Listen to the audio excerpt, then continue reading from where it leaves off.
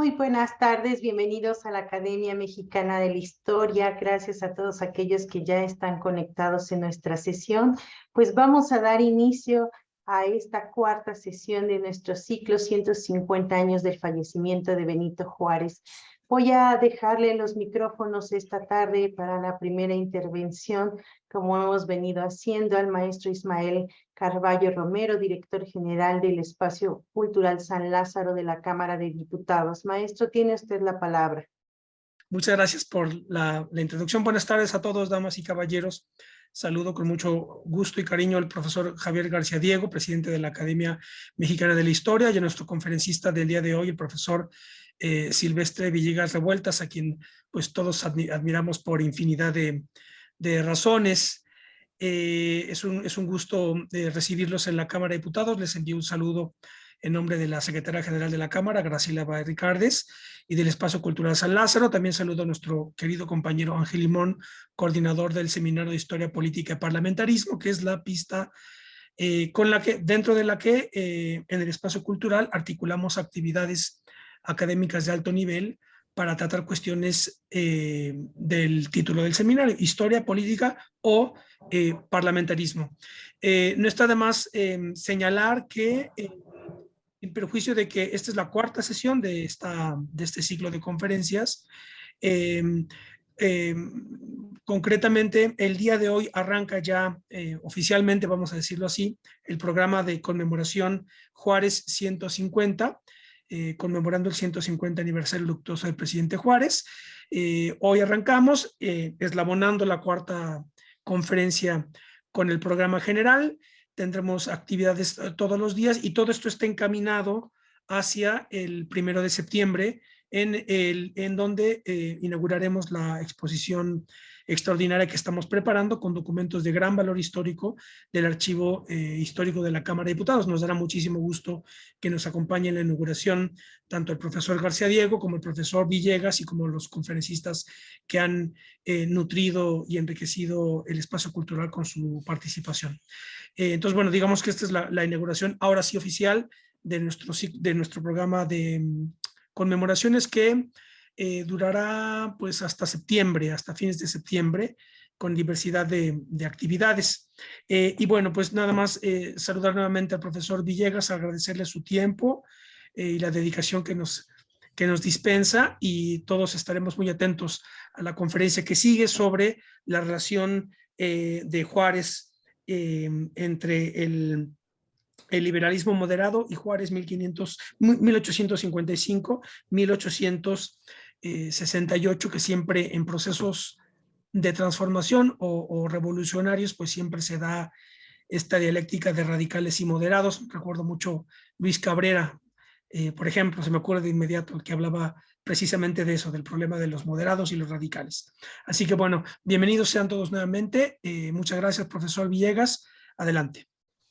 Bueno, antes que todo, muchas gracias a la Academia Mexicana de la Historia. Perdón, profesor. Bien?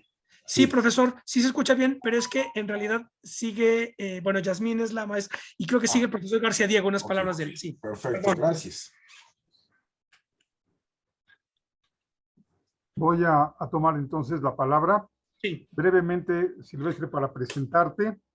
Bueno, primero que todo, como lo dijo ya el maestro Carballo, para la Academia Mexicana de la Historia, es un gusto, digamos yo, un deber, un compromiso social, colaborar con la Cámara de Diputados en todas estas remembranzas de efemérides históricas importantes. Juárez es el primer caso de este año. El año pasado lo hicimos con la Secretaría de Educación Pública, el centenario de su fundación, y todavía lo haremos con algunas charlas sobre constitucionalismo mexicano, historia del constitucionalismo mexicano, para terminar este año con Ricardo Flores Magón. Pero lo que yo quisiera señalar ahora, de verdad, es una oportunidad inmensa el poder llegar junto con el espacio cultural San Lázaro a pues prácticamente el mundo entero, todos los puntos de la República. Es una oportunidad magnífica. Para presentar a Silvestre Villegas, bueno, voy a cometer una indiscreción porque no es bueno decirlo en un homenaje, en un coloquio sobre Benito Juárez, porque no es precisamente republicano. Lo que voy a decir es que Silvestre Villegas procede de una dinastía regia, de verdad monárquica en términos intelectuales. Su padre y su madre fueron grandes académicos, grandes intelectuales, grandes universitarios, uno dedicado a la filosofía, ella a la literatura, y de verdad que es un honor tener a Silvestre Villegas hoy, porque además, por derecho propio, él tiene también una obra espléndida. Es investigador del Instituto de Investigaciones Históricas de la UNAM y profesor del Colegio de Historia de esa misma universidad, obviamente miembro del SNI, miembro del Seminario de Cultura, editor de una revista muy importante, de larga data, de gran tradición, que es la Revista de Estudios de Historia Moderna y Contemporánea de México. Es de verdad, ahí yo me remonto pues, simplemente a Álvaro Matute, que fuera alguna vez director por varios años de esa revista. Silvestre Villegas es un gran experto en siglo XIX, yo diría en mediados del siglo XIX sobre todo, asuntos políticos, asuntos diplomáticos, asuntos económicos. Es autor de muchísimos artículos y libros, varios de ellos premiados y reconocidos, pero quisiera yo señalar, no voy a dar datos bibliográficos, pero sí decir que es autor de un libro sobre Ignacio Comonfort, otro sobre el liberalismo moderado, y además, algo que me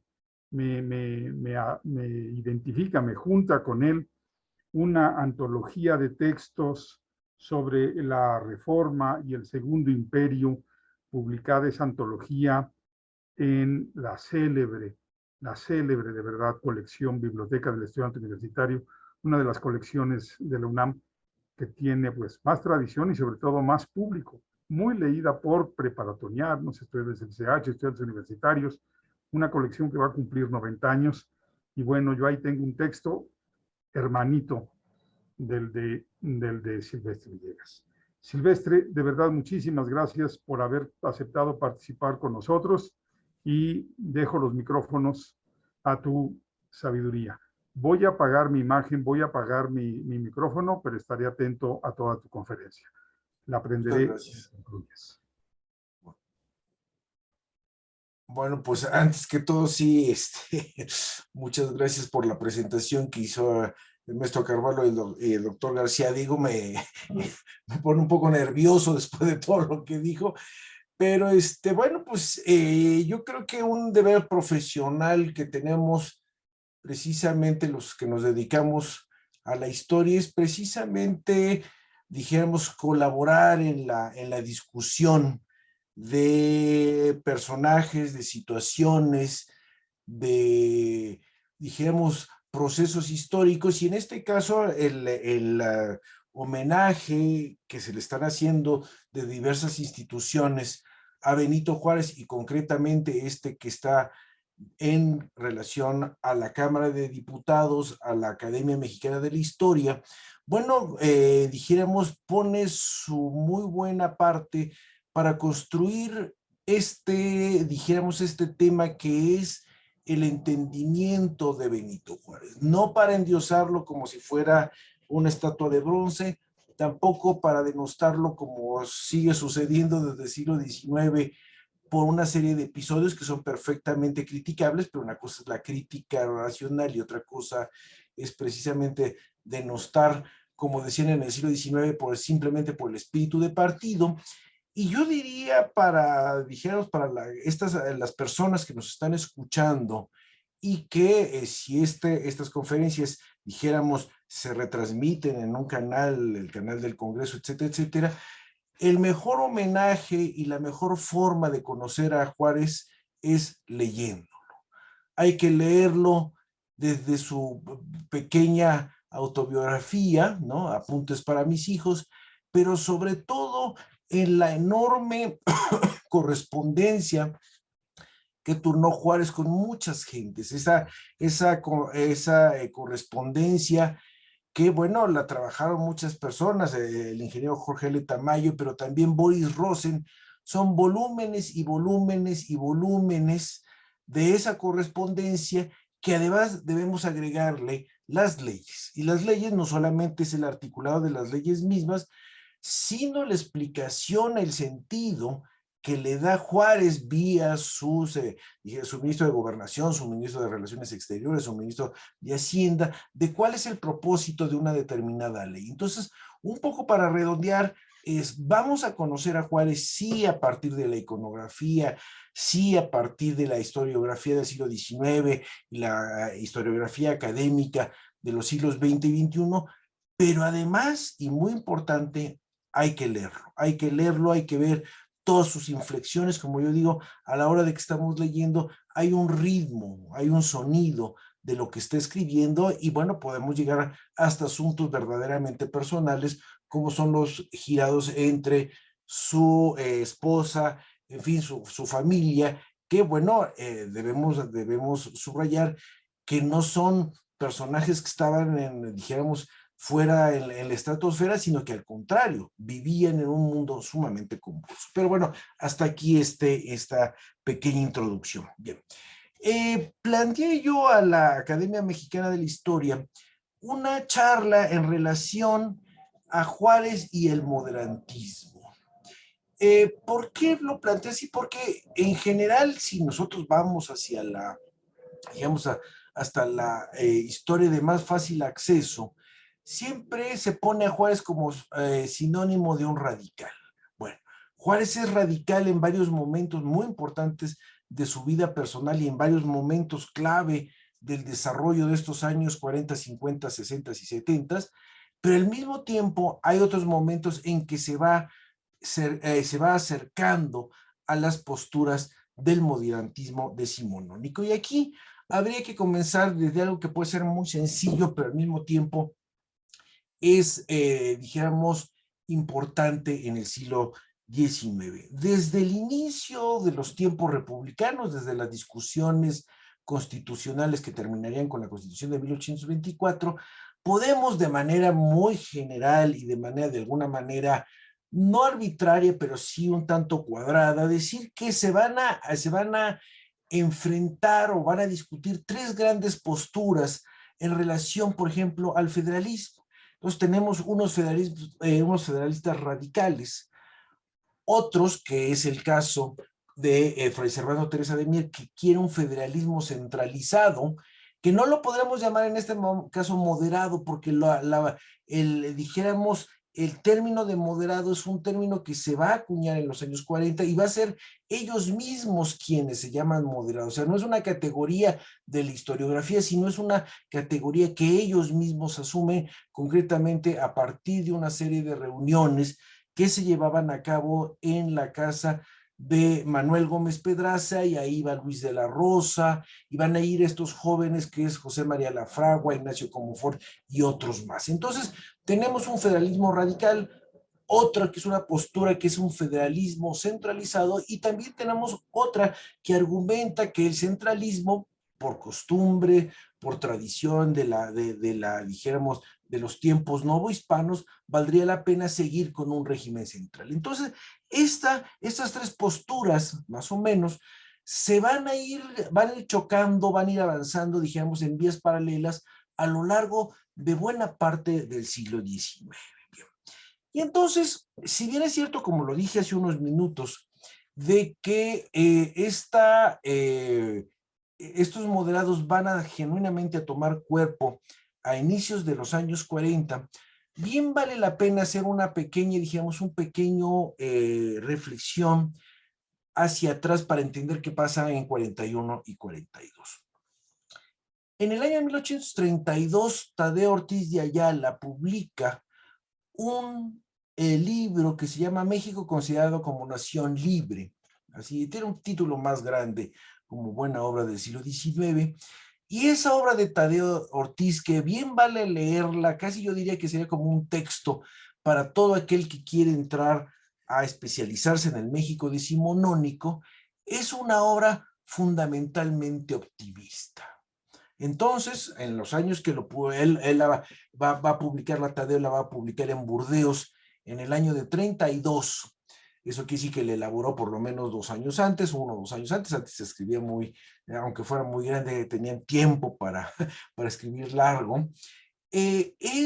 Plantea cómo el territorio de ese México de la Federación es un enorme territorio, como dice, va desde las selvas de lo que hoy llamaríamos el sureste mexicano hasta las montañas heladas de Nuevo México, y plantea también, ojo, el comercio que se desarrolla entre la parte norte de la California mexicana, con los mercaderes del Imperio Ruso. Entonces eso nos da una idea de ese enorme territorio de aquel México. Y entonces es un México con selvas, con bosques, montañas. Sí reconoce que los ríos no son navegables como el Mississippi o alguno de los grandes ríos de Norteamérica, pero dice, bueno, finalmente hay bastantes ríos, necesitamos construir más puertos, y en esos puertos necesitamos que haya aduanas ordenadas, eficientes, donde no haya demasiada corrupción. O sea, eso es un tema que va desde lo novohispano hasta el mundo contemporáneo, pero bueno, lo plantea Tadeo Ortiz. Y entonces toda la redacción de ese libro nos remite a esa etapa que todavía no ha visto los descalabros que vienen 3 años después. O sea, las guerras de separación de Zacatecas, de Texas, de la península de Yucatán, del noreste mexicano, y finalmente la derrota frente a los Estados Unidos en la guerra del 46 al 48, mejor conocida como la guerra del 47. Bueno, pero antes de que sucedieran esos eventos, el lapso que va de 32 a 41 plantea estos problemas que ya no le toca ver a Tadeo, porque va a morir en 33, si no mal recuerdo, pero sí hacen que se den 2 documentos fundamentales que también son de lectura obligatoria para cualquiera que quiera especializarse en el siglo XIX. Primero es la carta que José María Gutiérrez de Estrada le envía al presidente Bustamante, y donde de una manera republicana, de ninguna manera es un golpista, no es un panfleto que no haya sido anónimo, sino al contrario, él tiene recursos económicos, manda a imprimir sus alegatos, y dice, bueno, pues si no ha funcionado el federalismo, no ha funcionado el centralismo, ya perdimos Texas, estamos en muy malas, muy malos términos con los Estados Unidos, y puede ser que nos invadan, pues vamos a buscar la opción de una monarquía. Y dice, una monarquía que nos viene cercana desde el punto de vista de la corriente o de la época prehispánica, porque los diversos pueblos indios obedecían al Tlatoani o a sus diversos caciques. Y del lado novohispano, bueno, pues desde Carlos V hasta la independencia estábamos acostumbrados, la burocracia novohispana estaba acostumbrado a una serie, de fórmulas de gobierno que cruzaban el Atlántico. Muchas se llevaban a cabo y otras simplemente se tomaban nota, y a lo mejor también no se ponían a la práctica. Entonces decía, si tomamos en cuenta la herencia indígena o la herencia novohispana, veremos que los mexicanos sí estarían de acuerdo por un régimen fuerte, centralizado, y que nos libere de lo que no han podido hacer federalistas y centralistas. Entonces, esa es la famosa carta de Gutiérrez de Estrada, que se va a poner la camisa del monarquismo, y va a seguir los años 40, 50, 60, hasta que el proyecto monárquico se materializa en el Segundo Imperio Mexicano, encabezado por Maximiliano de Habsburgo. Y bueno, pues va a haber los sinsabores, no le toca ver el final propiamente de del Segundo Imperio, pero casi, ¿no? Entonces, ese es el segundo documento. Y el tercero, que también se inscribe en esta etapa de 40, 41, 42, que ya es lo contrario al optimismo de Tadeo Ortiz, es el famoso ensayo de Mariano Otero, ensayo sobre la cuestión política que se agita en la República Mexicana, bla, bla, bla, bla, bla, bla, bla, que sin duda alguna yo lo considero, habrá algunos historiadores que no piensen igual que yo, es un libro, es el libro fundamental como un análisis sociológico de lo que está pasando, de lo que le ha sucedido a México en sus 20 y tantos años, 20 años, números redondos, de vida independiente. Y entonces, ese documento de Mariano Otero, bueno, analiza la población, analiza los recursos, analiza el pasado histórico, analiza los vicios de la burocracia, analiza los fueros desde el punto de vista no tanto de una, dijéramos, un análisis puntual de toda la legislación que se refiere al fuero eclesiástico o al fuero militar, pero sí de cómo esos fueros, bueno, pues lo que hacen es fundamentalmente no permitirle a este país que genuinamente sea republicano, que genuinamente sea democrática y que genuinamente pueda aspirar a procedimientos modernos, ¿no?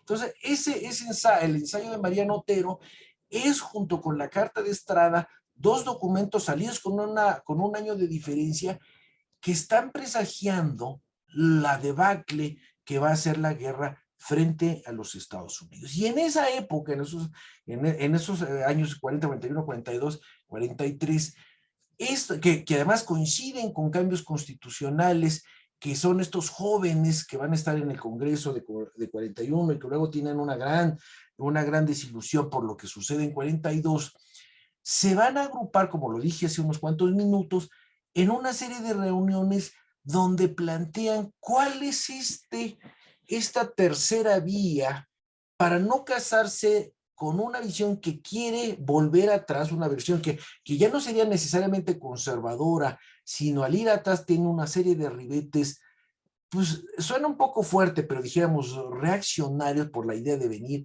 ir hacia atrás. Y por el otro lado, dijéramos, crítica que dijéramos, gente del centralismo, que el centralismo no necesariamente es conservador, eso lo ha trabajado muy bien doña Josefina Vázquez y David Pantoja, esa posición centralista, bueno, pues ve una serie de peligros. Yo les puedo decir un poco, aunque sea un poco irse hacia adelante, si nosotros vemos la división geográfica que se plantea en el Segundo Imperio y que divide nuestros estados de la Federación Mexicana en unos departamentos a la usanza francesa más pequeñitos, bueno, dice, pues no estaban tan errados, porque bueno, piensen ustedes cuál es la distancia, cómo se iba a pasar, pongamos el caso de Sonora, desde el límite entre Sonora y Sinaloa hasta lo que hoy sería prácticamente el estado de Baja California. Es un mundo de kilómetros. Entonces, ese enorme estado de Sonora, la división geográfica del imperio lo divide en 3 departamentos,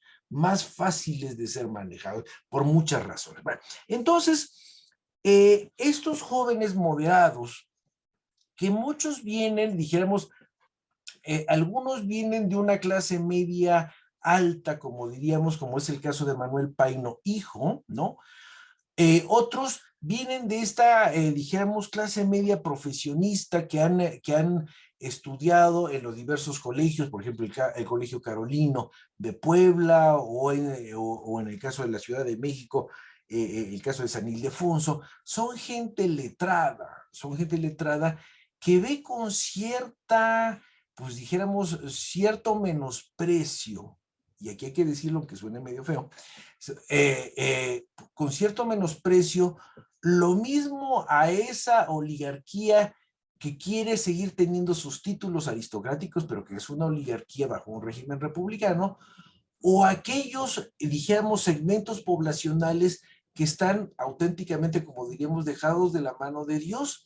Eso lleva a un moderado muy prototípico y que siempre se consideró como tal, que ya lo dijimos que es el caso de Manuel Paino, en uno de sus textos dice: la realidad de la República Mexicana, esa la dice en 58, 59, si no mal recuerdo, dice: la realidad de México es que hay segmentos poblacionales que viven como como Hernán Cortés los encontró hace 300 años y con unas necesidades, dijéramos, de vida cotidiana parecidas al neolítico, con ese término lo usan. Y por el otro lado tenemos a una serie de mexicanos, poquitos, que están a la moda de la Madeleine parisina, se visten con los mejores casimires y a la moda dijéramos, de los mejores sastres de Londres, y están al día en cuanto a lectura, comida, moda y gustos de lo que se produce en las grandes potencias europeas, ¿no? Entonces, aquí el gran problema es eso, o sea, cualquier político mexicano, ya fuera Santana, fuera Bustamante, o posteriormente lo va a hacer como Ford y luego Benito Juárez, tienen que lidiar con esa realidad que es un país con poca gente, con enormes desigualdades y con pocas vías modernas de comunicación y poco comercio. Entonces, ese México de los años 40 va a ser crisis en, ¿cómo se llama? Con la derrota de 1848 a partir de lo que se establece en el Tratado de Guadalupe Hidalgo.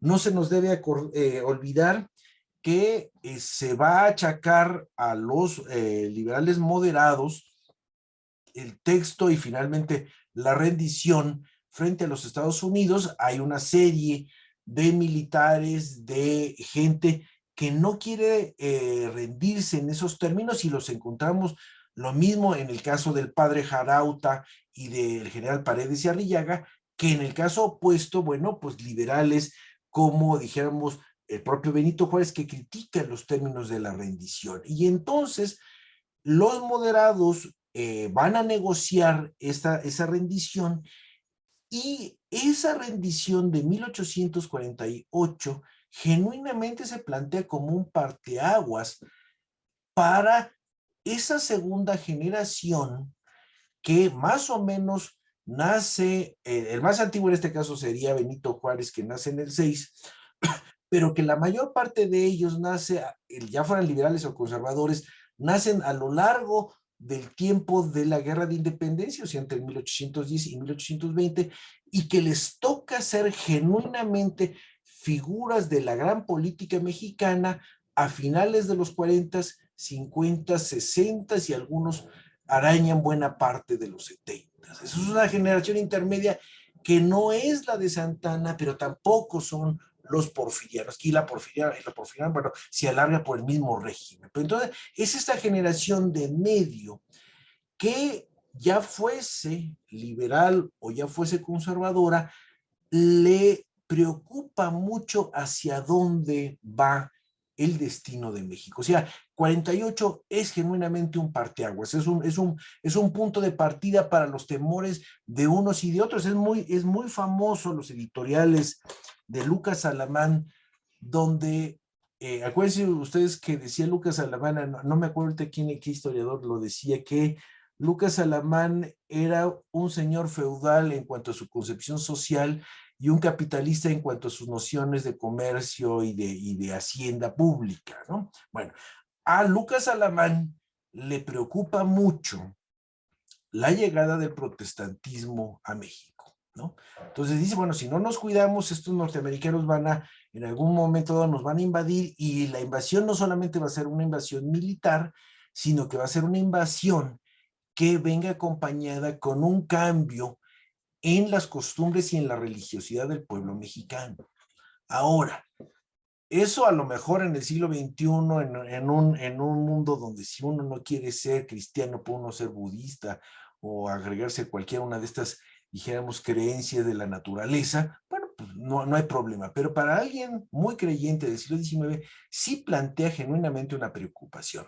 Y como dato curioso, en esta idea muy interesante de la historia, de irnos de atrás hacia adelante y de adelante hacia atrás, 40 años después, un poquito menos de 40 años después, pero es en la década de los 1880, periódicos que fueron tildados de conservadores ya en la República Restaurada y que se producen durante el gobierno de Manuel González y posteriormente en la segunda administración de Porfirio Díaz, critican y advierten de que al lado de la construcción de las vías férreas que le están llevando a cabo estadounidenses, esos ingenieros estadounidenses y esos ¿cómo se llama?, operarios estadounidenses, no solamente están poniendo dijéramos, las vías del tren y están haciendo, dijéramos, las estaciones, sino que al lado suyo van a ir estableciendo templos protestantes, y esos templos protestantes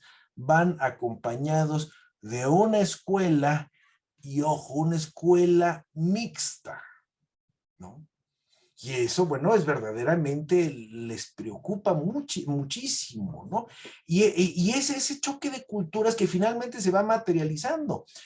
En ese mismo momento, en una editorial que lo publican Justo Sierra, cuando era joven, Hamneken, se escandalizan porque han visto en la Ciudad de México a una serie de mujeres estadounidenses, y ojo, más o menos así va la cita textual, van solas en la calle con el pelo suelto, y genuinamente, como van solas y van con el cabello suelto, se notan tanto, hablan de esos cabellos rubios, y les parece un escándalo. Bueno, pues esa es una de las llegadas culturales de algo que va a ser uno de los aspectos del futuro porfiriato. Pero bueno, no es el caso, me estoy yendo muy hacia adelante, pero la cuestión es lo siguiente: 48, como ya lo dije hace unos minutos, es ese parteaguas, y entre 1848 y 1855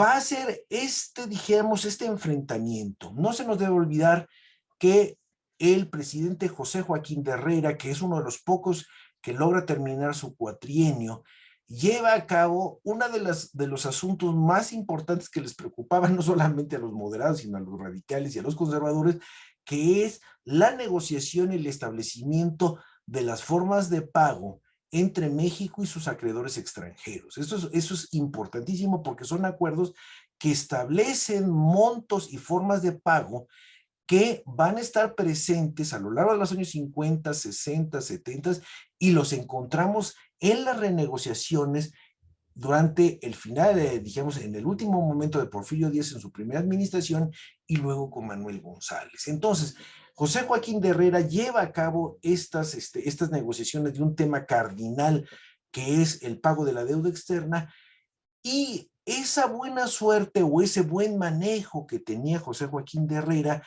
no lo va a tener su sucesor, que es uno de los pocos que llega a la presidencia por medio de una elección, que es el general Mariano Arista, que es otro moderado.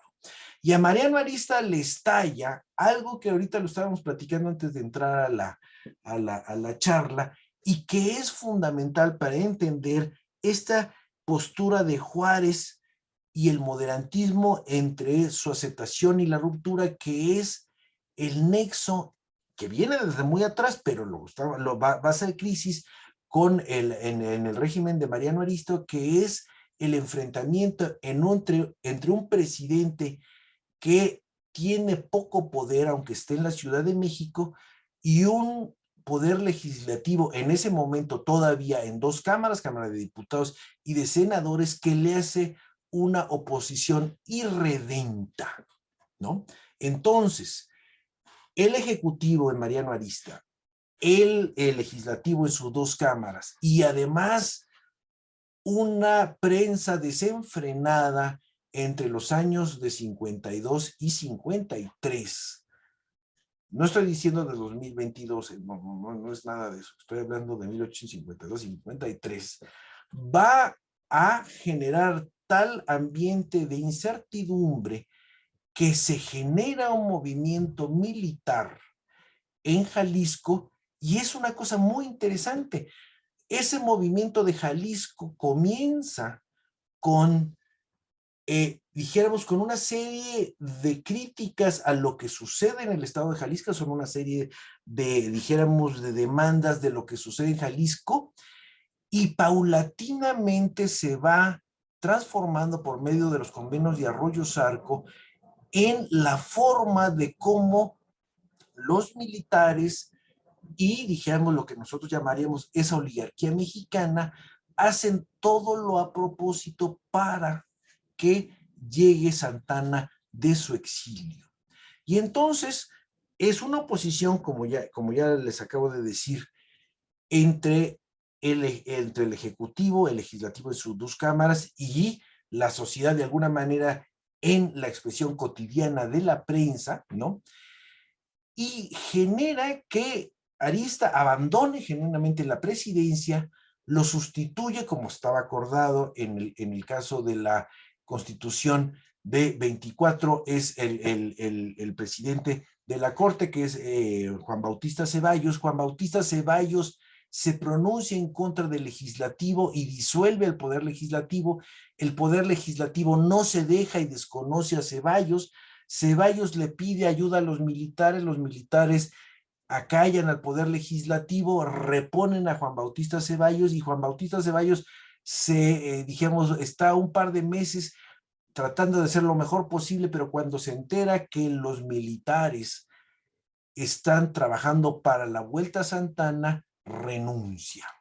Entonces vemos cómo es Arista, Ceballos, el Congreso, Ceballos renuncia y ponen a un encargado del despacho. Y entonces surge la pregunta, ¿y dónde queda la legalidad y la legitimidad de quien ocupe el cargo de presidencia de la República? Si había en esos meses de 53, se pierde, en unos cuantos meses se pierde esta idea de que, bueno, finalmente uno podía estar en contra, dijéramos, de Paredes, o podía estar uno en contra de, dijéramos, de alguno de estos presidentes, como es el caso de Valentín Canalizo en tiempos del santanismo, pero aquí es el sumo de lo que no debía hacerse. Y eso, así como hablamos del 48, ese proceso de cómo se desnaturalizó la Revolución de Jalisco y la forma en cómo también se desnaturaliza el cargo del presidente de la República es fundamental para entender el comportamiento de los conservadores que apoyan a Santana en su último gobierno y también de los que van a estar detrás del plan de Ayutla reformado en Acapulco, que se convierte en la revolución de Ayutla, ¿no? Y entonces eso es fundamental porque cuando llega Santana en su último gobierno, y no es el caso, no es el momento dijéramos, de recorrer ese gobierno, sí vale la pena en esta idea entre tradición y modernidad referirnos a dos cartas. La carta de Lucas Alamán es muy conocida, todo el mundo la ha leído en algún momento, donde dice, bueno, el único nexo que todavía les queda a los mexicanos es el catolicismo, queremos un gobierno fuerte, queremos un gobierno que pueda controlar las fuerzas centrífugas del país y nosotros le ofrecemos un apoyo. En síntesis, eso es lo que dice la carta de Lucas Alamán a Santana. Y prácticamente paralelo en el mismo correo iba una carta de Miguel Lerdo de Tejada que le escribe a Santana, coterráneo de Santana, donde comienza diciendo: el país está como lo encontramos el día de hoy por errores de índole económica. ¡Zas! O sea, por un lado lo comienza Alamán diciendo el único nexo es la religión católica porque los demás se han hecho pedazos. Y Miguel Lerdo de Tejada dice, estamos así por una serie de errores en la política económica de este país. Y entonces ahí vemos dos mundos, dos Méxicos, dos ideologías que están partiendo de puntos diametralmente opuestos. Y entonces, finalmente, nosotros vamos a ver cómo Santana se vuelca más bien hacia el conservadurismo, que como han dicho algunos de mis colegas ya en el siglo XX y recientemente, no es tanto el conservadurismo el que se apodera del gobierno de Santana, sino al contrario, cuando se muere Lucas Alamán, cuando Aro y Tamariz, ahorita se me va su nombre de pila, Antonio, creo que es Antonio de Aro y Tamariz, renuncia al Ministerio de Hacienda. Quien llega no es propiamente los conservadores, sino una buena parte de santanistas, salvo el caso muy estudiado y que bien vale la pena por sí mismo una conferencia, que es Teodosio Lares en el último gobierno de Santana. Teodosio Lares y dijéramos, todas las preocupaciones que se dan a nivel del Ministerio de Gobierno, del Ministerio de Relaciones Exteriores y también de Hacienda. No se nos debe olvidar las famosas puertas y ventanas, que las famosas puertas y ventanas es lo que nosotros llamaríamos hoy es el predial, ¿no? No es lo mismo una casa chiquita que tiene una entrada y una ventana a una casa en Francisco Sosa que tiene varias ventanas y varias puertas. Entonces, pagar un predial pequeño o pagar un predial más grande es una forma de tributación directa que es lo que unos y otros están tratando de hacer desde los años 20. O sea, no se nos debe olvidar que dentro de esta discusión que tenemos, el gran propósito, la gran preocupación es la formación del Estado mexicano, bajo las etiquetas de federalistas, centralistas, liberales, conservadores, monárquicos, etc. El gran problema es cómo le hacemos para formar un Estado mexicano. Existe en la Constitución desde el 24 de la República Mexicana, los Estados Unidos mexicanos existen como tales desde 1824, pero la idea de formar un Estado nacional con una población integrada, bueno, pues esa es la prueba del ácido, eso es lo que quieren construir unos y otros. Y entonces, Juárez, que anda por ahí, es mandado al exilio en el último gobierno de Santa Anna y ahí comienza esa transformación que, como lo dijo de una manera muy ácida, sarcástica y un tanto irreverente Francisco Bulnes, Juárez transita de lo que él llama, yo no estoy de acuerdo con él, pero así lo dice, de ser el molusco oaxaqueño a convertirse genuinamente con las pláticas, las charlas que tenían con Melchor Ocampo, con Mata y con Arriaga, a empezar a darse cuenta en Nueva Orleans del mundo más allá de las montañas oaxaqueñas. O sea, indudablemente el tránsito que hace primero a La Habana y posteriormente a Nueva Orleans es una escuela fundamental para Benito Juárez. O sea, no se nos debe olvidar que Nueva Orleans es uno de los grandes puertos que están en el Golfo y que lo mismo tiene comercio con el Mar Caribe, el Golfo de México y el Atlántico Norte, que lo mismo es los puertos estadounidenses como Boston y Nueva York, o hacia Europa, puertos ingleses, españoles o de la Gran Bretaña. Entonces, la experiencia, dijéramos, de lecturas de vivencia, no se nos debe olvidar que también Nueva Orleans está dentro de la parte sur de los Estados Unidos y es una sociedad en ese momento absolutamente donde hay una segregación de los que son blancos y los que no son blancos, y obviamente Benito, si bien no era negro, no era un alemán, ¿verdad? Entonces, toda esa experiencia de Nueva Orleans es fundamental para el tránsito que hay entre el gobernador de Oaxaca y esa persona que va a llegar en el último año de la Revolución de Ayutla, que se integra al círculo cercano de, ¿cómo se llama?, de Juan Álvarez, y que acompaña a Juan Álvarez avanzando hacia Chilpancingo, de Chilpancingo hacia Cuernavaca y de Cuernavaca a la Ciudad de México. Y cuando llegan a la Ciudad de México, se plantea aquí ese Juárez radical que va a estar nada más ni nada menos que en la elaboración de la ley de administración de justicia o ley Juárez, que como yo lo he puesto en diversos textos, es el inicio de la ruta de leyes reformistas. O sea, las leyes reformistas en este segundo momento, si nos olvidamos de las reformas que llevó a cabo y que intentó hacer el gobierno de Valentín Gómez Farías, en esta segunda comienzan en noviembre de 1855 y terminan en ese segundo semestre muy agitado del 67, que es la elección presidencial, que no es ley, la convocatoria, que tampoco es ley, pero en cambio lo que sí es, dijéramos, lo que cierra uno de estos grandes asuntos de los años 50 y 60 es cuando el gobierno de Benito Juárez en diciembre de 67 plantea que la deuda externa que México tiene con sus diversos acreedores europeos y estadounidenses deje de ser un anuncio protegido por las potencias y que dejen de tener el carácter de una convención diplomática.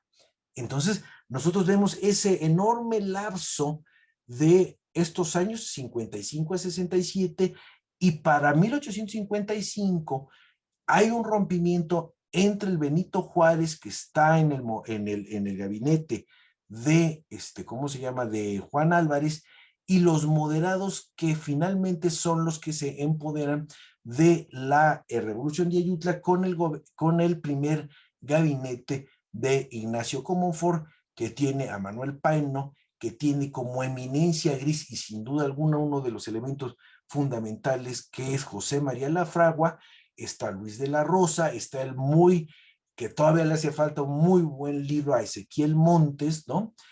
José María Yáñez, y otro que es una de estas personas que estuvo en el momento equivocado, porque si hubiera estado en el Porfiriato hubiera hecho un muy buen trabajo, que es el ministro de Fomento, Manuel Siliceo. Manuel Siliceo, que hereda también esta visión del Ministerio de Fomento del último gobierno de Santana, pues en su memoria, la memoria del Ministerio de Fomento de los años 56-57 es un documento fundamental para ver cuál es la visión de estos moderados en cuanto a un tema central y que se va a materializar, si bien se plantea teóricamente en tiempo de Comonfort, pero se materializa en el Porfiriato, es el fomento a la obra pública, pero tiene que haber paz y tiene que haber recursos económicos para que esas obras de fomento en obra pública se materialicen. Entonces, en este momento de ruptura, la ley Juárez también inicia los conflictos, va a provocar los conflictos militares de toda esta época durante el gobierno de Comonfort y la guerra de reforma y posteriormente intervención francesa y el Segundo Imperio. O sea, cuando se da esta ley de administración de justicia, no se nos debe olvidar que Tomás Mejía se levanta en armas en la Sierra Gorda y dijimos, este pronunciamiento va a tener una secuela en Puebla. Y entonces, en este tránsito entre 55 y 56, Benito Juárez no solamente, dijéramos, critica la manera en que Comonfort llega a la presidencia, sino que ya estando Comonfort ya en el cargo, le parecen demasiado centralizadores lo que es el plan de gobierno elaborado por José María Lafragua, obviamente es el plan de gobierno del gabinete de Ignacio Comonfort, y luego vienen dos documentos fundamentales del pensamiento moderado, que es la ley llamada Libertad de Imprenta, elaborado por José María Lafragua, y el Estatuto Provisional Orgánico, también elaborado por José María Lafragua. Es muy interesante ver cómo en este estatuto, en las cartas que están en el archivo privado de José María Lafragua, dice: si los federalistas tuvieron su constitución, los centralistas tuvieron la suya, ¿por qué no vamos a tener una nosotros los moderados? Y además la hago yo, que tengo una unidad de pensamiento. ¿Para qué queremos un cuerpo que esté peleándose por una serie de artículos? Mejor hagamos la experiencia de tales y tales y hagamos un estatuto. Ahora, ese estatuto de Lafragua, como el posterior estatuto provisional del gobierno de Félix Zuluaga, y que lo encontró el abogado Óscar Cruz Barney, son dos documentos que limitan lo que en aquel momento se llamó, y eso fue criticado por Juárez, como la dictadura. O sea, tan dictador es Antonio López de Santana en su último gobierno como lo fue en su muy breve gobierno Juan Álvarez, y como lo será Ignacio Comonfort. Entonces, para que esta dictadura no se comporte, y esas son palabras textuales del siglo XIX, que no se comporte como el sultán turco o el emperador chino, que son, digamos, son gobernantes absolutos y dueños de la vida y riqueza de sus súbditos, lo que se necesita, lo mismo en tiempo de Comonfort como en tiempo de Félix Zuluaga, es un estatuto que regule los poderes de ese ejecutivo, que por su propia naturaleza va a tender a agregarse una serie de funciones. Y esto es muy interesante. Vuelvo a decir, David Pantoja ha hecho también una serie de estudios sobre el Estatuto Provisional Orgánico de la Fragua, y vale la pena hacer una lectura en paralelo de este Estatuto Provisional y la Constitución de 1857. En un momento dado, el maestro Labastida dijo, en ciertos puntos el estatuto iba un poco más hacia adelante que la propia Constitución de 1857. Bueno, entonces, en este momento de ruptura entre Benito Juárez y los moderados, él se va como gobernador a Oaxaca, le preocupa mucho esa ley de libertad de prensa. Simplemente un dato. La Fragua propone en su ley que todos los artículos que se publiquen sean firmados por el autor, que se conozca quién es el nombre del editor que, dijéramos, es jefe de edición del periódico, o que además sea dueño de la misma publicación. Y dice de una manera muy interesante José María de la Fragua, son unos documentos publicados por el Senado, dice, critiquen, los liberales deben criticar todo lo que es posible y las faltas de gobierno, dice, pero critiquen las acciones de gobierno, pero no a las personas. Dice, el verdadero republicano, el verdadero liberal, razona los defectos y los aciertos del gobierno, pero no denosta, no insulta y no se esconde detrás del anonimato. Y bueno, se arma, verdaderamente un escándalo en ese momento. Y entonces, así como está en oposición al estatuto, a la ley de libertad de imprenta, y también al estatuto, que el estatuto plantea, no lo dice que sea un centralismo, pero sí, dijéramos, acota las funciones de estos gobernadores estatales que llegaban a la gubernatura, como es el caso de Juárez, pero podría ser el caso de Manuel Doblado, que podría ser el caso de Santiago Vidaurre en esos años de 56, llegaron a la gubernatura como gobernadores de facto. Sí hay una pequeña, dijéramos, especie de elección, pero no es propiamente una elección estatal que dijéramos, acabe en la elección de un gobernador. Más bien son gobernadores designados en este momento, que es, como se decía en el siglo XIX, por el ambiente permanente de revolución. Es un país revolucionado, así lo dicen ellos. Bueno, entonces, si hay esa oposición a estos documentos propiamente del liberalismo moderado, sí hay un momento donde en dos temas muy caros a Juárez dijimos, va a haber un apoyo. Uno de ellos es las acciones relativas a la ley de desamortización de bienes de corporaciones civiles y eclesiásticas, o ley Lerdo. Miguel Lerdo, concretamente. Y entonces, bueno, como buen liberal, como lo hizo Manuel Doblado, Juárez va a denunciar dijéramos, varias propiedades inmuebles que, formaron parte y están en el testamento de Benito Juárez, porque ahí dice, estas propiedades fueron producto de la desamortización de bienes eclesiásticos de 56 en adelante, ¿no? Y así se hicieron de varias propiedades, bueno, gente inclusive como el general López Uraga, en fin, hubo muchas personas que se hicieron de esas propiedades. Y por el otro lado, la crítica señaló que esa misma ley, al final, lo que redundaría sería en que pocas personas se hicieran de muchas propiedades, y entonces, en lugar de que circulara la propiedad inmueble, esta propiedad se concentraría en unas cuantas manos. En fin, pero ese es esto daría para otra conferencia, pero ahí hay una confluencia del parecer de Benito Juárez con los moderados en el poder. Y segundo, es la famosa ley de obvenciones parroquiales, o ley Iglesias, por José María Iglesias.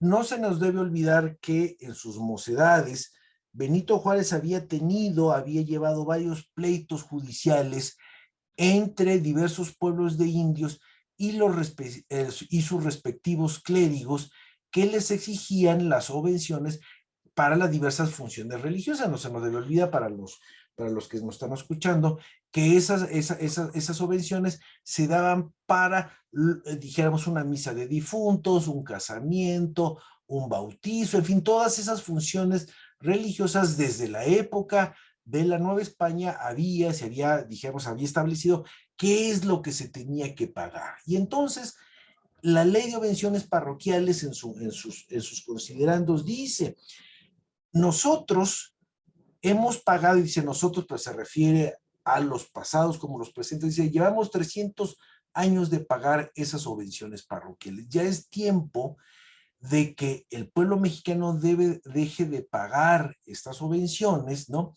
Y lo que va a hacer el gobierno mexicano es hacerse cargo de todos los, digamos, todos los gastos de los templos religiosos y para la manutención de los clérigos establecidos en la República, bueno, clérigos y religiosos regulares establecidos en la República Mexicana. Obviamente eso va a generar una respuesta furibunda tanto del arzobispo Lázaro de la Garza, como muy sesudos argumentos de Clemente Jesús Munguía, que lo ha estudiado mucho Pablo Mijangos. Y entonces le dice tanto Lázaro de la Garza como Munguía al ministro Ezequiel Montes, también al propio Comonfort, dice, nosotros no queremos ser empleados del gobierno mexicano, y de manera muy claridosa señala, si ustedes no son capaces de pagarle a la burocracia federal extendida en el país y tampoco pagarle ni al ejército ni a los comandantes, ¿cómo nos van a pagar a nosotros? Y señala, y eso, dijimos, con eso redondea la idea. Además, lo que se está proponiendo es una injerencia en la administración de la Iglesia Católica en México. Por eso es que años después, y el propio Munguía lo reconoce un poco antes de morir, entre 67 y 68, Munguía reconoce que Benito Juárez, ya en este afán que está también en la convocatoria de 67 de otorgarles el voto a los clérigos, dice, la postura de Benito Juárez ya es genuinamente de separación entre los asuntos de la Iglesia y los asuntos del Estado mexicano, porque lo que se planteaba en la ley de subvenciones parroquiales de 57 es la intromisión del Estado mexicano en los asuntos internos de la Iglesia, y entonces eso es una de las cosas que mucha de la crítica que hace a Juárez no la ve. Juárez cambia, y cambia porque no es lo mismo ser gobierno y oposición que ser presidente de la República, y eso nos llega al siguiente estado, que es Juárez presidente a partir del golpe de Estado. O sea, no se nos debe olvidar que, dijéramos, la elección de mediados de 57 la gana Comonfort y queda como presidente de la Corte Benito Juárez, que en ausencia del presidente constitucional, él podría llegar como interino. Y entonces viene el golpe de Estado, él está como ministro de Gobernación, va a ser encarcelado por Comonfort, pero cuando el golpe de Estado de Tacubaya, encabezado por Félix Zuluaga, genuinamente da una voltereta y se convierte en un plan muy conservador, acaudillado, bueno, si no acaudillado, dijéramos, proclamado por el general de la Parra, Ignacio Comonfort decide liberar a Juárez, y Juárez sale rumbo hacia Querétaro y luego va a llegar a Guanajuato, etcétera, etcétera. Y entonces aquí se plantea uno de los grandes, dijéramos, constantes en el accionar de Juárez como presidente, y se resume muy bien en un editorial de un periódico de Guanajuato que dice así, y eso lo dice el periódico, no lo digo yo, no se vaya a pensar que yo lo pienso, pero dice así, dice, ha llegado hasta aquí, hasta la ciudad de Guanajuato, un indio que se dice ser presidente de la República. Entonces, el ser indio y el ser considerado presidente de la República son dos constantes que van a estar a lo largo de esta vida que tiene Benito Juárez como funcionario y concretamente como presidente de la República, porque a partir del golpe de Estado de 57 se rompe el orden constitucional y entonces los conservadores dicen, si se desconoció la Constitución de 1857, si ya no hay régimen constitucional, Benito Juárez no es presidente interino. Por eso muchas veces lo llaman el que fuera presidente de la Corte. Y entonces ahí comienza esta discusión muy interesante, si es presidente interino, si es jefe de una facción, si es como finalmente lo va a reconocer el gobierno de la Gran Bretaña, eso va a ser en el año del 60, como una facción beligerante, ¿no? Pero una facción beligerante siempre y cuando pagues la deuda. O sea, no es día gratis, ¿no? Entonces, esa discusión se da a lo largo de la Guerra de Reforma, 1858, 59, 60, y es cuando ya en el gobierno Juárez va a enfrentar varias dijéramos, constantes, que es depender de la fuerza de los gobernadores estatales, depender de las fuerzas y dijéramos, y la fidelidad de los comandantes militares, ¿no? Y muy interesante, un tema que va a ser cardinal a lo largo de todos estos años, que es el de las facultades extraordinarias que tiene el presidente. Estas facultades extraordinarias las otorga ¿cómo se llama? El poder legislativo. Y entonces Juárez había sido muy crítico de las facultades extraordinarias que quería Mariano Arista, que ya lo dijimos hace varios minutos, y las facultades extraordinarias que varias veces negoció Ignacio Comonfort, pero no se entiende el accionar de Benito Juárez como presidente de 1857, perdón, de 1858 hasta su muerte en 72, sin el problema mayúsculo que es las facultades extraordinarias. Por eso algunos críticos de Juárez dicen, bueno, no sabemos cómo gobernaría Juárez en un estado normal de cosas, porque salvo 2 o 3 meses siempre hubo este ambiente revolucionario que era necesario que el jefe del Ejecutivo contara con estas facultades extraordinarias. Entonces, la dependencia frente a este poder que tienen los gobernadores estatales es una constante y es uno de los mayores padecimientos de Juárez a lo largo de 58 hasta prácticamente, dijéramos, la República restaurada. No, ahora que tenemos este tema de las guardias estatales, no se nos debe olvidar que Manuel Doblado tenía una guardia del estado de Guanajuato perfectamente pertrechada, Santiago Vidaurri no se diga, ¿no?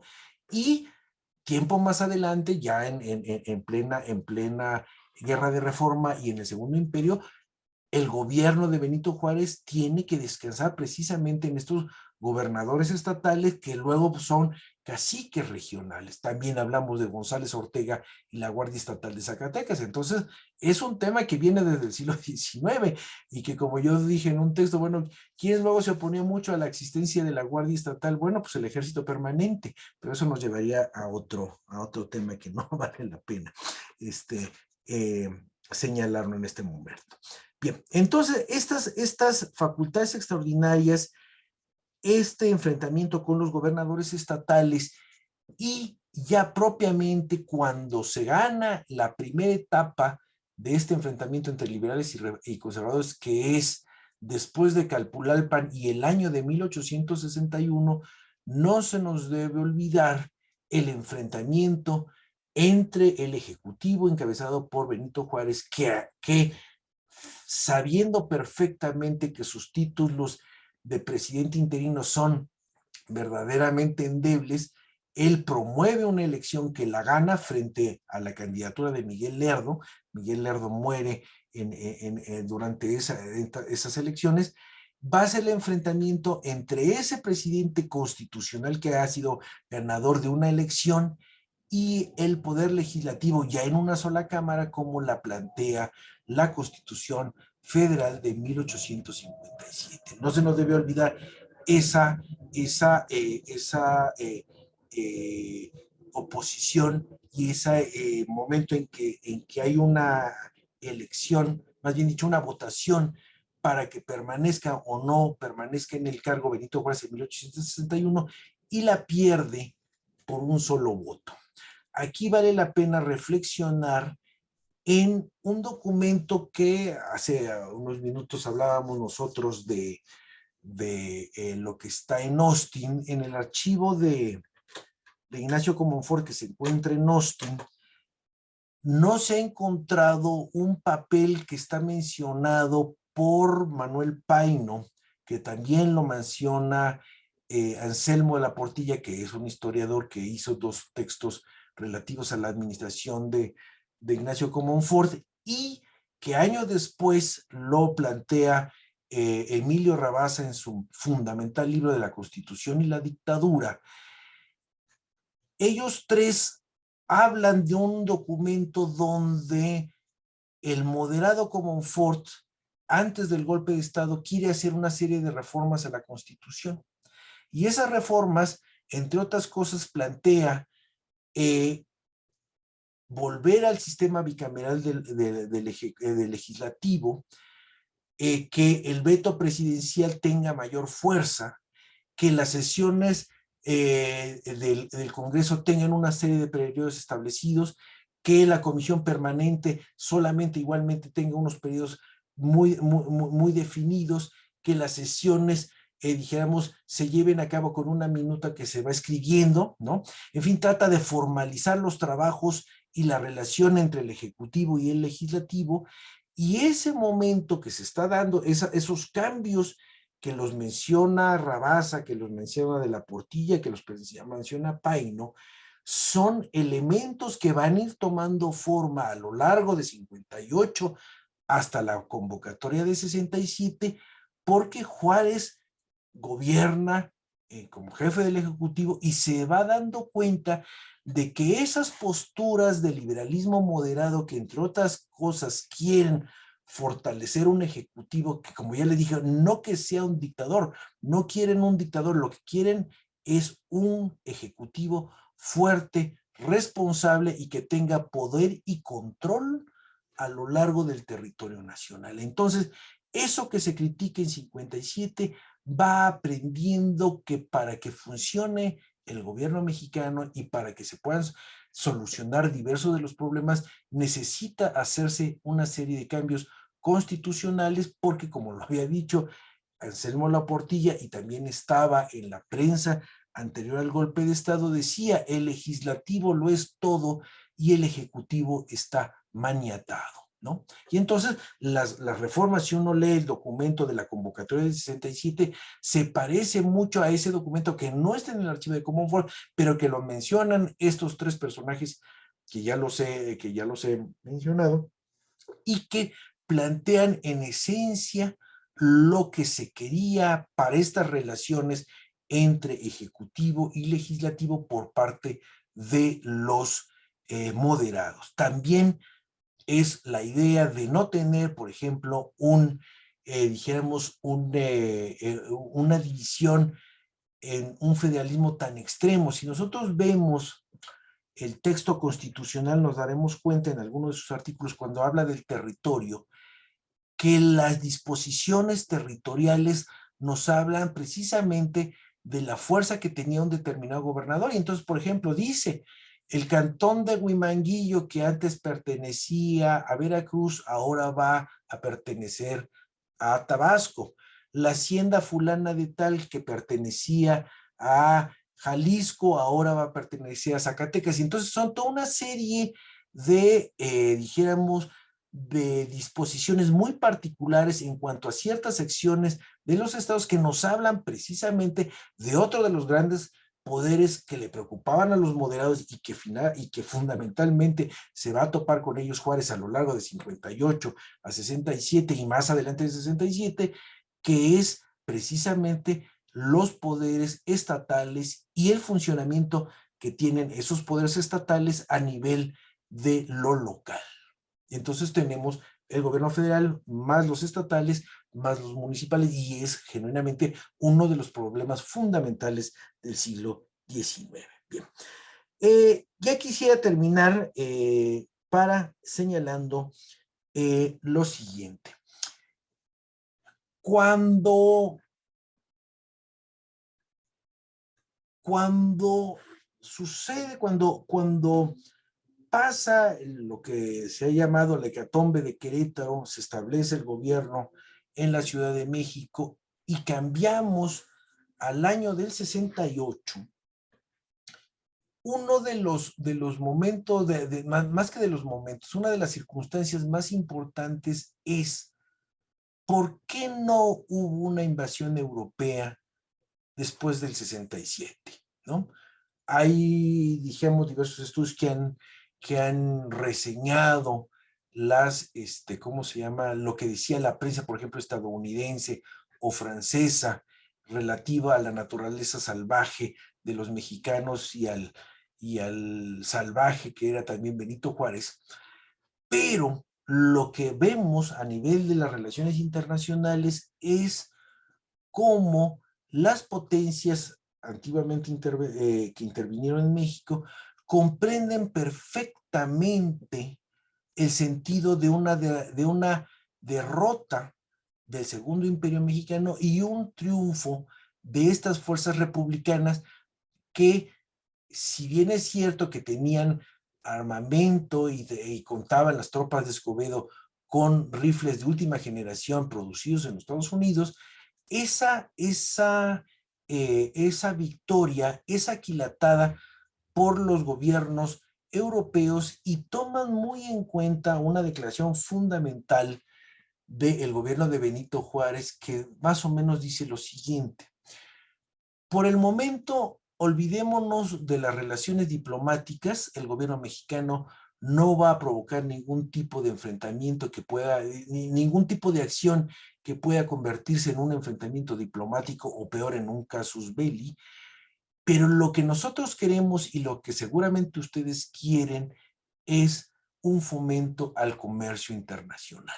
Vamos a hacer todo lo posible, vamos a tomar en cuenta lo que nos han dicho los vicecónsules honorarios y los representantes de, dijéramos, aquellos inversionistas que están en la República, para simplificar todos los requisitos aduanales y hacer más efectivo el comercio bilateral. Y entonces, entre los años de 68 hasta que muere Juárez, 72, lo que vemos es una especie de impas en el tema de los, digamos, de los asuntos diplomáticos, y en cambio un fortalecimiento de las relaciones comerciales bilaterales, inclusive con el Reino de Bélgica, con Leopoldo, el hermano de Carlota, ¿no? Que llega hasta unos magníficos, dijéramos, reportes, primero extraoficiales y posteriormente oficiales, de Ángel Núñez Ortega, que se pone a estudiar el comercio bilateral entre México y Bélgica y hace un diagnóstico de qué es lo que deberían exportar, por ejemplo, aquellos productores de tabaco mexicano que, como le dicen, no deben exportar el tabaco en hoja, sino ya como producto manufacturado en puros. Porque si se produce, si se exporta en hoja, la hoja mexicana puede ser mezclada con otro tipo de hoja y ya no se encuentra realmente como un tabaco mexicano. Entonces, Ángel Núñez Ortega, son documentos que están en el archivo histórico diplomático mexicano, ve uno perfectamente ese tipo de informes que van desde el tema del comercio hasta cómo se comporta y cómo él logra entrar a la corte del rey de los belgas, así era como se llamaba, y en fin, eso es un tema que, si bien es cierto que no toca de lleno lo propiamente de la política interna, es un elemento que fortalece la política interna. O sea, si nuestras relaciones con el exterior van razonablemente bien y el comercio bilateral va floreciendo, eso redunda en una mayor estabilidad al interior. Y eso fue perfectamente comprendido por Juárez y su grupo cuando empezaron genuinamente a hacer un gobierno ya en tiempo de paz. Muchas gracias.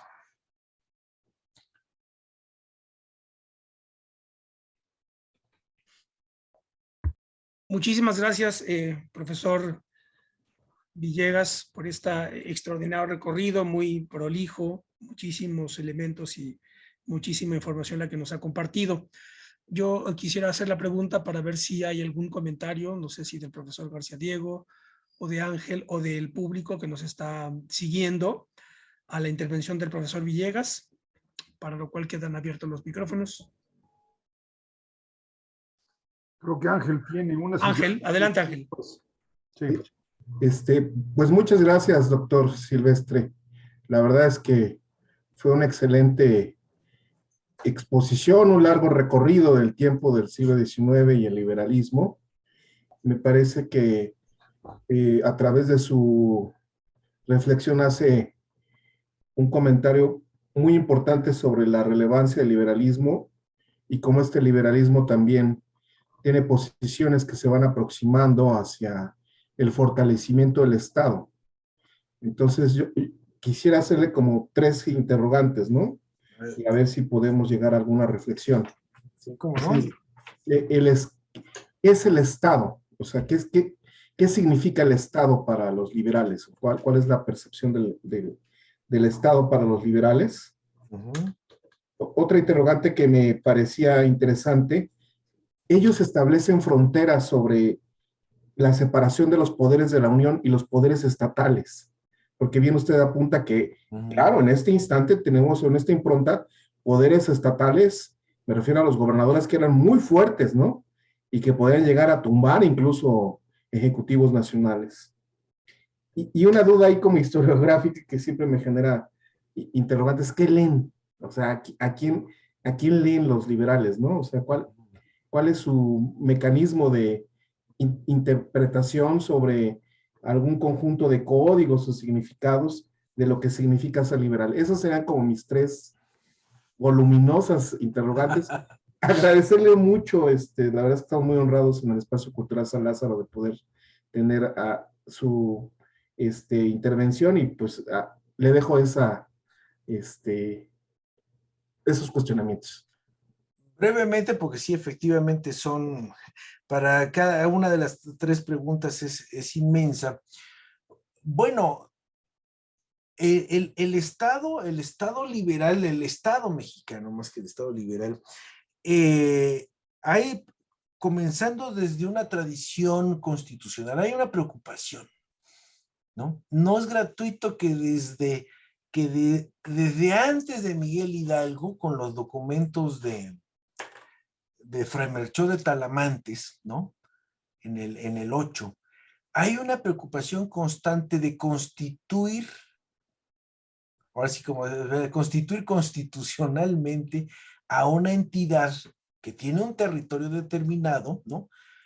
Como un estado que puede ser nacional, ¿no? O sea, lo que plantean, lo que se plantea con Talamantes, posteriormente la Constitución de Apatzingán, las preocupaciones del constituyente de 24 y así sucesivamente a lo largo del siglo XIX, para no meternos en el 20, hablan de que al formarse ese Estado mexicano se tiene que formar a partir de algo que genuinamente lo regule, ¿no? Y entonces por eso es que hay una constitución garantista como la de 57 que comienza con los derechos del hombre, podemos decir con los derechos, y el hombre es libre de hacer esto y tiene el derecho de hacer tan, pero al mismo tiempo luego se va al territorio y el territorio está compuesto por tales entidades, y luego la conformación y el manejo y las facultades de los poderes de la Unión, ¿no? Entonces por eso se dedica qué es lo que puede hacer el Ejecutivo, qué puede hacer el Legislativo, cuál es la misión del Judicial, etcétera. Y entonces, a partir de que esa Constitución fuera 24, 36, 42, 57, funcionara, esa es la base, dijéramos, la base primordial para organizar todo lo que viene, ¿no? Y entonces, uno de esos capítulos es, si tenemos la Constitución, tenemos territorio, tenemos, o vamos a crear todo el andamiaje jurídico de leyes para genuinamente construir un Estado, ahí sí diríamos un Estado liberal, ¿no? Un Estado liberal donde se participe, donde haya, por ejemplo, ustedes presentaron o vamos a presentar un libro de Israel Arroyo sobre las elecciones, ¿no? Bueno, pues ahí usted tiene cómo puede funcionar un Estado si las elecciones prácticamente son de crítica desde la época de Guadalupe Victoria hasta el día de hoy, ¿no? O sea, ese es un tema central, o sea, cómo constituir un Estado liberal si todo nuestro aparato que debe generar unas elecciones creíbles no funciona mal, y quiénes votan, porque eso es lo que se ha plantado exactamente en este libro. ¿Quiénes son los que votan? Y si nada más votan los que son propietarios o nada más votan los que saben leer y escribir, pues ¿cuántos son propietarios y cuántos saben leer y escribir en un México de 7 o 8 millones de habitantes? Pues muy poquitos, ¿no? Entonces, eso sería de manera muy general. La otra es genuinamente esa oposición de los estados y el gobierno federal. O sea, no se nos debe olvidar, yo cité al principio de esta plática a Fray Servando Teresa de Mier, pero también podrían estar los argumentos de Ramos Arizpe, de Lorenzo de Zavala, al iniciar el siglo XIX, pero es un tema que está a lo largo de toda la centuria y que nos lleva también a la Revolución Mexicana. Entonces, ¿cómo construimos ese gobierno federal que sin ser un gobierno dictatorial pueda estar al tú por tú con las diversas autoridades estatales? Hablaba yo de, bueno, no mencioné a Bulnes, pero no mencioné a González Ortega, perdón, a González Ortega, a Fuentes Mares, al historiador chihuahuense.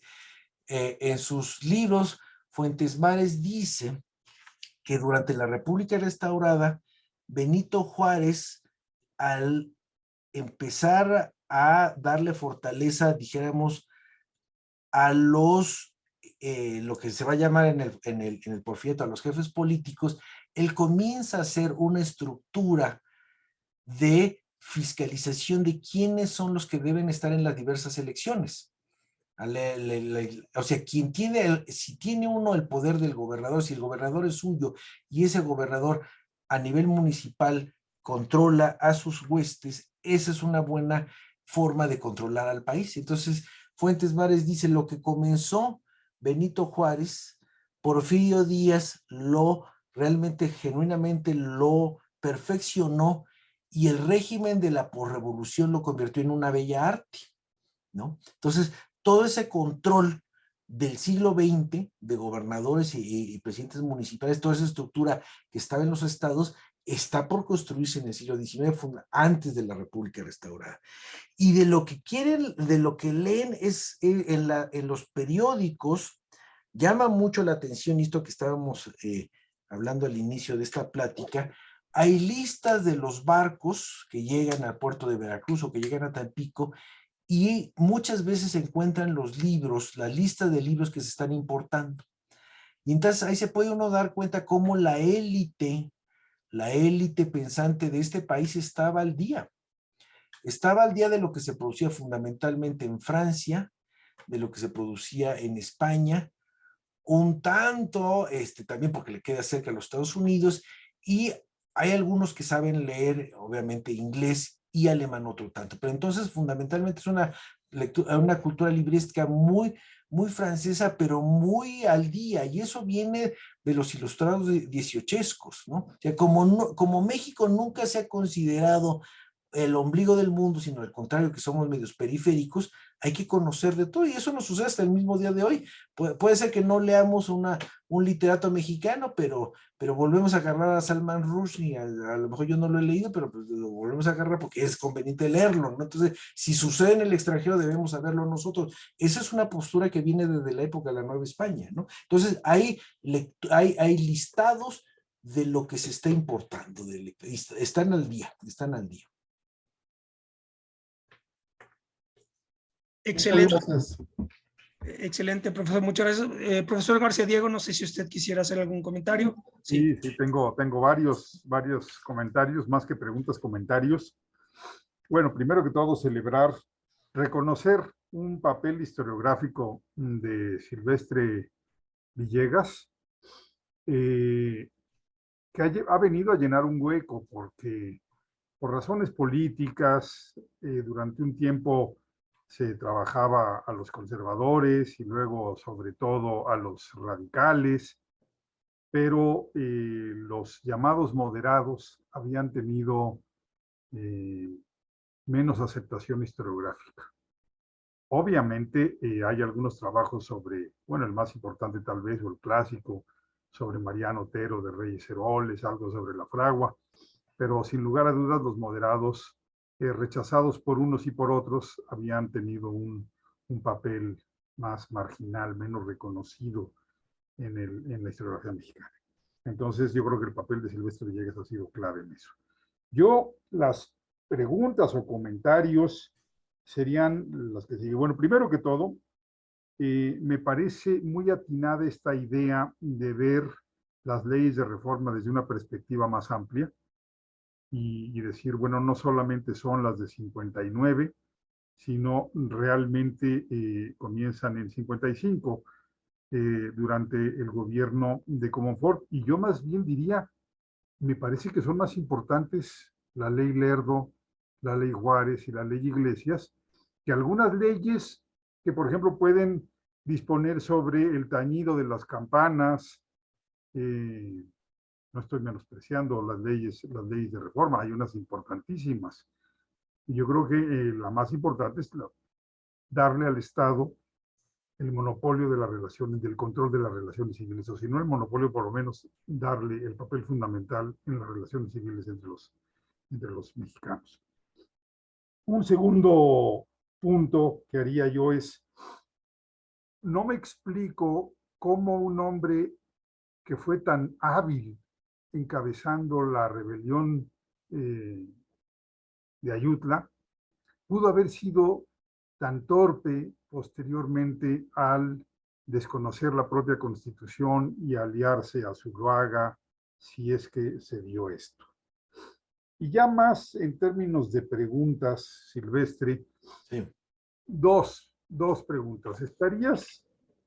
¿Podrías aceptar que Juárez fue en algún momento de su biografía, en algún momento, dijiste tú que fue muy importante, como primero hasta Nueva Orleans tenía una visión más localista de la política? Mi pregunta es, ¿en algún momento de su biografía podemos decir que Juárez también fue parte del equipo de los moderados, o Juárez fue un moderado? Y la segunda pregunta sería, si podemos decir que el gobierno de Porfirio Díaz en cierto sentido fue la recuperación y el triunfo de los moderados. En algunos momentos Porfirio Díaz habla, o algunos de sus ideólogos hablan del liberalismo conservador, parecido a lo que estaba sucediendo en España con Castelar y demás. Esos serían mis dos comentarios y mis dos preguntas, y obviamente mi agradecimiento por tu participación. De verdad atinadísima. Muchas gracias. Habría que comenzar con una distinción que no la hice hace unos minutos, que es que son liberales moderados porque también hay conservadores moderados, y eso nos lleva un poco a lo de España. Yo luego les he dicho, en fan de molestia para mis colegas españoles, les digo, oye, es que tus moderados son conservadores mexicanos, ¿no? En este caso ellos dicen, nosotros somos liberales moderados, de manera amplia somos moderados, pero hay una especie como decálogo, y dice, el liberal moderado tiene que estar, digamos, tiene que ser republicano, ¿no? No necesaria. Por eso es muy interesante este análisis que hace, y va un poco en relación a tu pregunta sobre Porfirio Díaz, cuando Rabasa, en un momento dado, desmenuza el plan de Ayutla reformado en Acapulco y dice, la visión radical es, vamos al federalismo, y en cambio la visión moderada es, seguimos con el centralismo que tenemos mientras el Congreso Constituyente no cambie el sistema de gobierno. Entonces dice, ese procedimiento, y ese es un argumento que está en Rabasa y también creo que lo tiene Andrés Serra Rojas, dice, ese es el típico, dijéramos, procedimiento del moderado, no se quiere saltar, dijéramos, la forma ordenada o la forma legal de hacer un cambio, ¿no? Y entonces, el ser, dijéramos, la figura de un presidente que es, dijéramos, elegido popularmente, el hecho de que la base del funcionamiento del país sea una constitución, el hecho de permitir estas libertades, ¿no? Porque finalmente, bueno, pues es interesante ver todas estas garantías que están en el capítulo primero de la Constitución de 1857. Dice, ese es el pensamiento moderno, ¿no?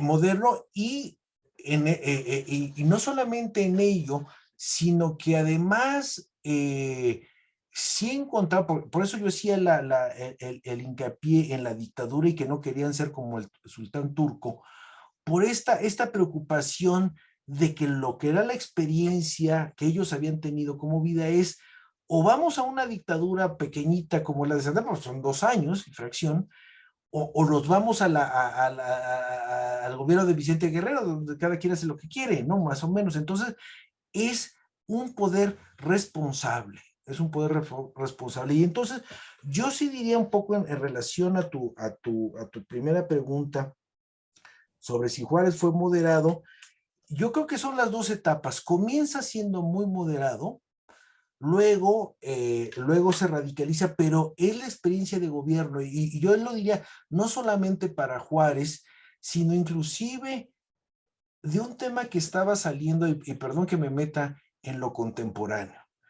Las grabaciones del presidente López Obrador en el 2010 o 12, respecto a la Guardia Nacional y el Ejército, que estás en la oposición, que estás haciendo una campaña, y luego tu postura como presidente del país. Entonces había una distinción entre el discurso del 2010-2012 y el que tienes en el 2022. Bueno, no es lo mismo estar en la oposición que ser gobierno y teniendo una montaña de problemas todos los días, ¿no? Entonces yo creo que eso le pasa a Benito Juárez. Benito Juárez genuinamente aprende, y por eso yo decía, no es lo mismo, son discusiones, por ejemplo, que he tenido con Patricia Galeana, le he dicho, bueno, el Juárez que acepta el McLean Ocampo es el Juárez que le dice a Pedro Santacilia y a Matías Romero, no prometan nada a los gringos porque los gringos se cobran a lo chino, ¿no? Entonces, la circunstancia del McLean Ocampo es distinta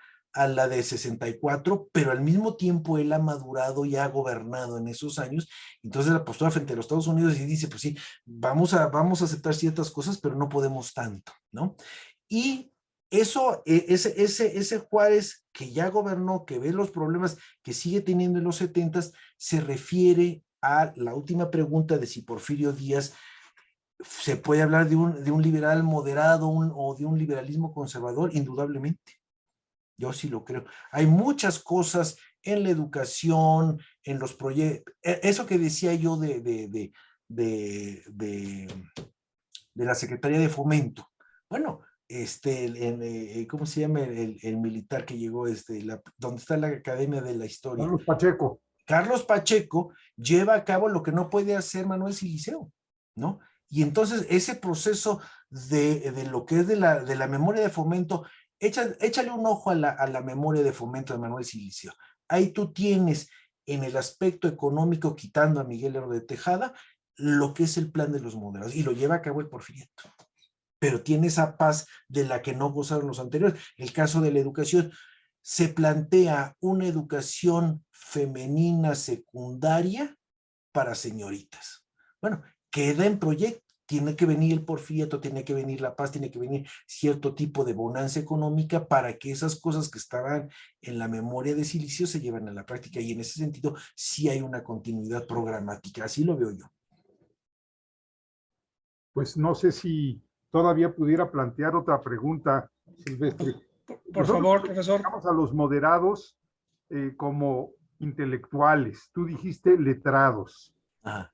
Pero ¿qué hubiera sido del grupo moderado de haber contado con más militares, además de con Comonfort en cierto momento, y de haber contado con un jefe político prestigiado, un líder político, un ejecutivo fuerte, ¿no? Uh-huh. Claro que el hubiera no se conjuga. Claro que el hubiera no se conjuga. Bueno, en las memorias de José María Lafragua dice, si yo hubiera estado en Tacubaya no hay golpe de Estado. Eso lo dice Lafragua, claro, lo dice del otro lado del Atlántico, ¿no? Claro. Pero yo sí creo, así como hablamos de un Juárez que va cambiando por la experiencia de ser presidente y de todos los problemas que conlleva el cargo de presidente, sí vi yo dijéramos, un cambio de genuinamente, cuando se hace la pregunta Comonfort, y luego yo creo que también se la ha de haber hecho Juárez una década después, decir, bueno, si me están criticando tanto y todo el mundo se me está levantando en armas y quiero ser genuinamente un demócrata, bueno, pues a lo mejor la desamortización no es el mejor camino, por decirte un tema, ¿no? Entonces, pues no, efectivamente no pasó. Y dirigiendo una tesis hablábamos de Zuluaga y el gobierno de Zuluaga estaría dentro de esos conservadores moderados frente a lo que es Miramón y los que apoyan a Miramón. A pesar de que, acuérdate que la primera acción del gobierno de Zuluaga es echar para atrás la ley de desamortización, ¿no? Y entonces ahí se cumple lo que decía Miguel Lerdo en su exposición de motivos, y dice, y hay que echar adelante esta ley porque a pesar de que pudiera venir una administración de sentido opuesto que eche abajo la ley, ¿no?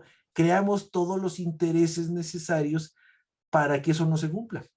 Y eso se conecta con la carta que le escribe Napoleón III a Maximiliano, decía, oye, no temes con la desamortización porque allá he metido mucha lana, muchos intereses. Entonces se crean rápidamente esos intereses que ni la reacción y mucho menos el Segundo Imperio son capaces de retrotraer a como estaba antes de la ley de desamortización. De acuerdo, totalmente. Yo por mi lado ya no tengo, bueno, tendría muchísimos comentarios, pero creo que ya es el momento de... No, pues muchas gracias por los comentarios de ustedes, sí, es para seguirle. ¿Mm? Sí, yo solamente quisiera hacer el comentario de una persona que nos ve por redes sociales. Su nombre es Luna Nani, tal como está en la red, y dice, comentario desde la perspectiva de mi labor como docente en bachillerato. Solicité a mis alumnos que observaran la Constitución de 1857 y las leyes de reforma, registro civil y la epístola de Melchor Ocampo, con la finalidad de que pudieran reflexionar sobre los avances liberales en la política de México como construcción. Agradezco enormemente al doctor Villegas y después por ahí veo que esta persona, Luna Nani, está escribiendo desde Jalapa, Veracruz. Así que nos da mucho gusto, es una reflexión muy atinada, muy interesante, y me da mucho gusto que agradezca este esfuerzo que estamos haciendo, porque precisamente el objetivo del Espacio Cultural San Lázaro es atraer el máximo nivel de investigación y de erudición nacional, llevarlo a todos los rincones del país, que es un poco también lo que señaló el profesor García Diego. Así que misión cumplida con este comentario que le agradecemos a Luna Nani, y les agradezco muchísimo también a ustedes por su tiempo y sus palabras. Yo nada más le agradecería a la profesora. A la profesora, sí. De que precisamente el gran reto que tienen los docentes, y no solamente los docentes, sino en un tema que Javier García Diego lleva mucho tiempo, que es pasar de los libros eruditos a la difusión de la historia. En una conferencia en el Recinto Juárez, un joven de prepa me preguntó, oiga, ¿y a mí de qué me sirven las leyes de reforma? Y estábamos pegaditos a la Semana Santa. Y yo le dije, mire, si estuviéramos bajo un régimen centralista en Santana, usted tendría que sacar un pasaporte interno. Y ese pasaporte interno, si usted va a pasar, porque iba a pasar sus vacaciones en Durango, lo tendría que mostrar a la salida de la Ciudad de México, en el Estado de México, en el Estado de Querétaro, en el Estado de San Luis Potosí y en el Estado de Zacatecas y Durango. En cambio, el liberalismo, una de sus luchas es la libertad de tránsito.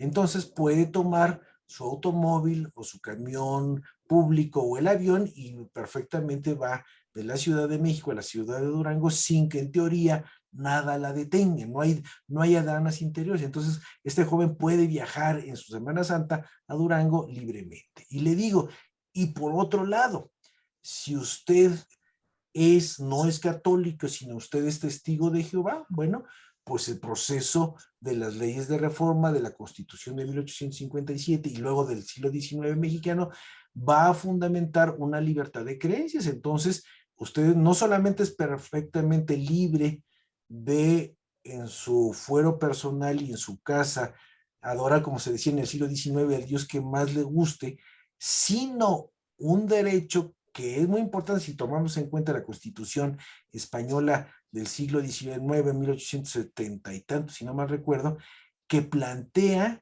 que sí se puede en lo particular tener otra confesión que no sea la católica, pero no pública. Y en lo público es la no construcción de templos.